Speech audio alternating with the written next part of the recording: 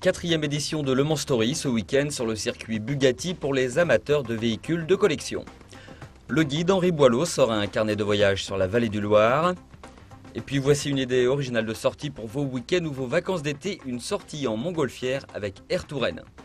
Enfin, retour au Festival d'Avignon pour Addition Théâtre. La compagnie Mansell y présentera Mickey la Torche, l'histoire d'un vigile qui s'ennuie. Et elle est entièrement d'époque, avec le tableau de bord d'époque. L'espace que vous voyez ici n'est pas un vide-poche, mais un endroit où on mettait le casque parce que c'était des voitures de course pour faire du rallye et tout était prévu pour les pilotes. Célèbre Lancia Stratos de l'équipage champion de la Croix d'Arniche, conservé en l'état.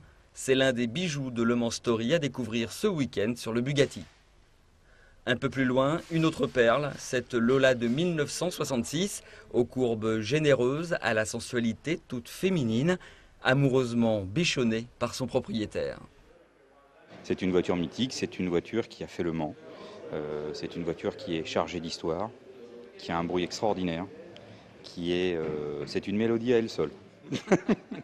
L'automobile, c'est un art industriel. Cet art industriel se doit d'être protégé, respecté, au même titre qu'un autre monument historique, parce que c'est un monument historique.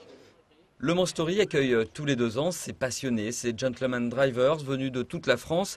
Entre les 15 courses et les 9 plateaux de démonstration, 1000 véhicules seront présents ce week-end. On retrouve un peu de tout. Ça va de la 4 chevaux préparée un petit peu pour la course jusqu'à la Lola T70 qu'on va voir et qui sont des anciennes voitures, effectivement, celles-là qui ont couru au Mans. Et c'est une épreuve conviviale, ouverte, les gens peuvent approcher les voitures, les photographier. Ce que l'on veut avant tout, c'est que les gens se fassent plaisir. Entre 5 et 6 000 visiteurs sont attendus sur le Bugatti ce week-end. Billets d'entrée à 12 € par jour.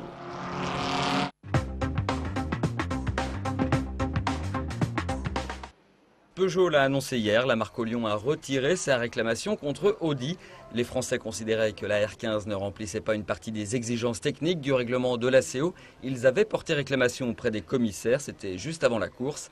Le 30 juin dernier, des responsables de l'ACO et de Peugeot Sport se sont rencontrés. Peugeot qui a donc décidé de se retirer de cette procédure d'appel.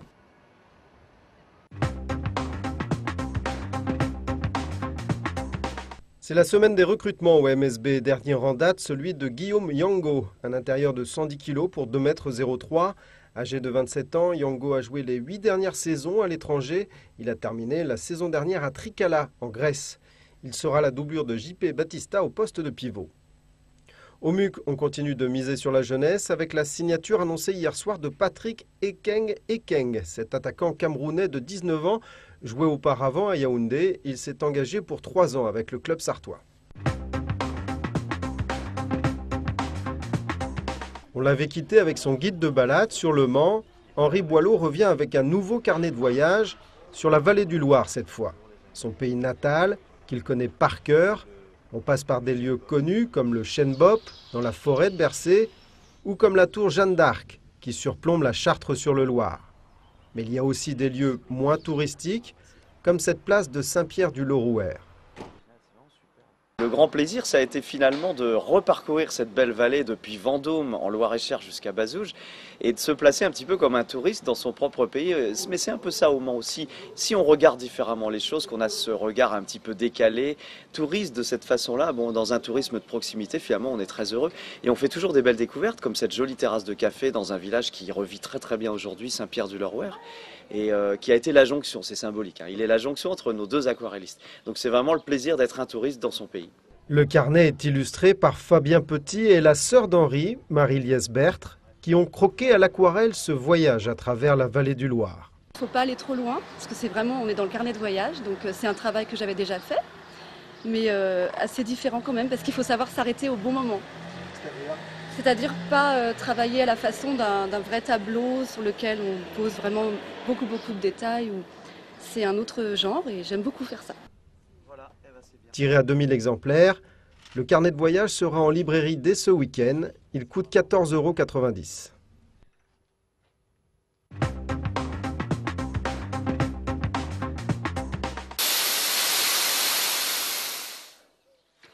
Là, donc tout est en ordre. va préparer l'enveloppe. L'enveloppe, c'est le nom technique du ballon. Il est 7 h du matin, nous sommes à Neuvy-le-Roi, en Indre-et-Loire, à la frontière de la Sarthe.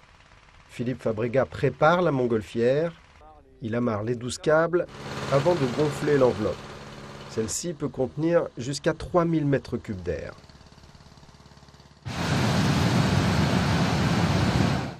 Une bonne demi-heure de préparation est nécessaire avant l'embarquement et c'est parti.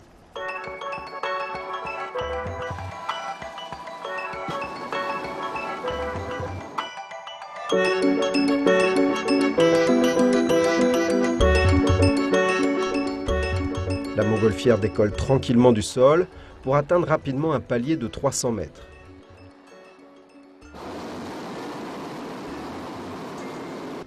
La sensation est extraordinaire, tout comme la vue.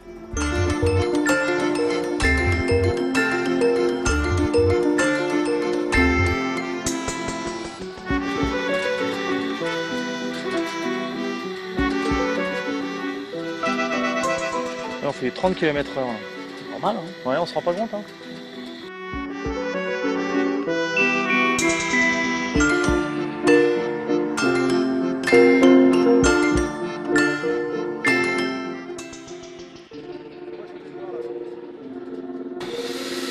C'est compliqué à piloter une montgolfière? Ça n'a rien de compliqué. Ce qui est compliqué, c'est le jeu avec l'inertie du ballon et des réactions qu'il peut avoir. C'est un pilotage de finesse et d'anticipation, beaucoup d'anticipation.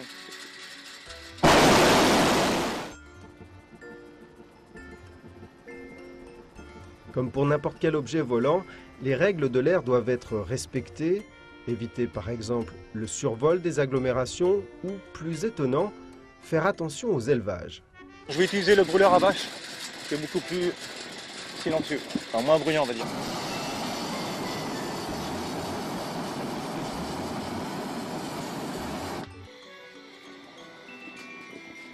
Spécialisé dans le vol d'hélicoptères depuis 30 ans, Air Touraine s'est lancé dans la montgolfière pour toucher une autre clientèle.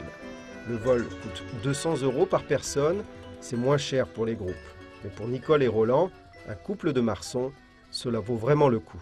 C'est extraordinaire. Je pense que c'est vraiment le top, le calme, la vue.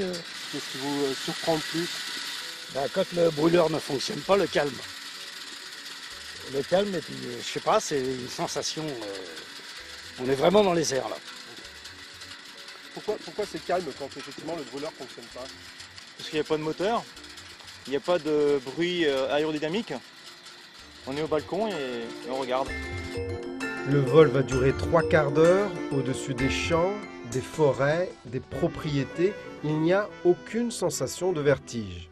En fait, toute la complexité consiste à trouver le temps idéal pour voler. Notre tournage aura été par exemple annulé 3 fois avant d'avoir lieu. Philippe est en lien radio avec sa femme Carole pour trouver le terrain. Finalement, son choix se porte sur ce pré, même s'il y a une clôture, une première haie d'arbres de 10 mètres, une autre derrière de 20 mètres. Philippe décide de lâcher d'un coup la masse d'air chaud pour descendre plus rapidement. Et au final, cela donne à peu près cela.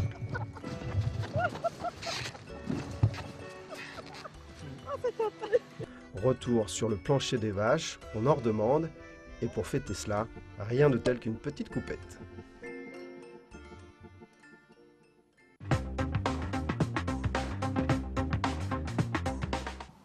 Première phase, je surveille les vigiles quand mes potes se tapent les rayons. Et pas 2 ans plus tard, je surveille les rayons quand les vigiles tapent sur mes potes. Mickey a découvert sa vocation, vigile. Mais occupé seulement une nuit par semaine, il s'ennuie. L'homme est perturbé, il tue le temps en espionnant sa voisine jusqu'au moment où il commet l'irréparable. Dans ce polar, les personnages qui entourent Mickey prennent vie dans les monologues.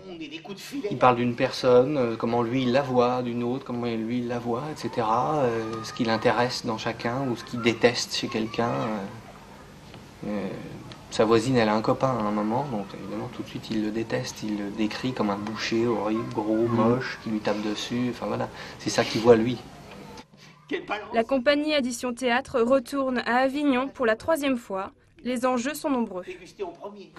C'est de faire vivre le spectacle, de rencontrer un maximum de public, d'essayer de trouver aussi une diffusion du spectacle pour les années qui viennent. Il faut aussi se mettre en condition parce que là-bas il fait très chaud, parce qu'on travaille, on joue 2 jours, ce qui n'est pas très fréquent dans nos professions. En général, on joue plutôt en début ou en fin de soirée.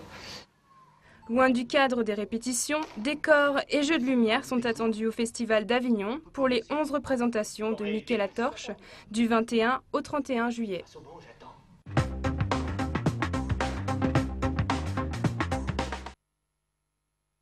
Voilà, l'enveloppe est maintenant dégonflée, le ballon est prêt pour de nouvelles aventures. Quant à nous, c'était le dernier reportage de notre longue saison sur LMTV Sarthe.